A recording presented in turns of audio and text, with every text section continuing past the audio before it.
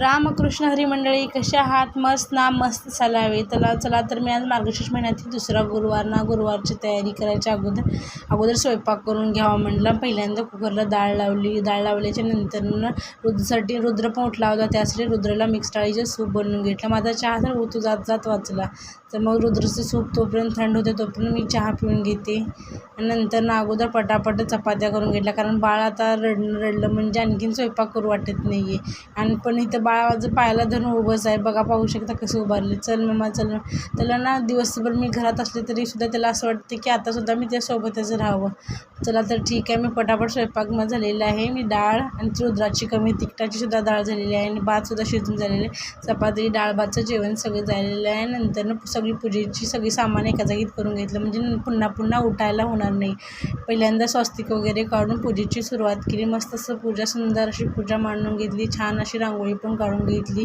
पहिल्यांदा सुपारीची पूजा घेतली. पूजा केल्याच्या नंतर सुपारी कसं गणपतीची गणपतीपासून सुरुवात होते ना कोणत्याही पूजेची, त्यामुळे सुरुवात केली. हळदी कुंकू वाहिलं. मेघाने पण सगळ्या देवीला हळदी कुंकू वाहिलं. आम्ही दोघी पण मस्त असं हळदी कुंकू एकमेकाला वाहिलं, लावून घेतला व पूजेची सुरुवात झाली. मेघाने पोथी वाचायला सुरुवात केली. आम्ही ही पूजा ना आताच नाही तर आम्ही लहानपणापासून पूजा करतो, कारण जेव्हा आमची मग काकी करत होती ना, तेव्हा आम्ही लहान असतानापासून तेव्हा आमच्या काकीचं बघत पूजा मांडत किंवा उपवास वगैरे करत होतो.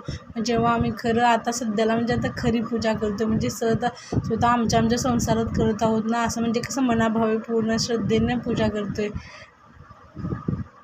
पूजा वगैरे झाल्याच्या नंतर ना आरती वगैरे करून घेतली. मस्त असं आरती, छान अशी आरती करून घेतल्यानंतर माझ्या बाळाची तर एक्साइटमेंट बघा किती कोणत्या लेवलला जाते का माहीत नाही.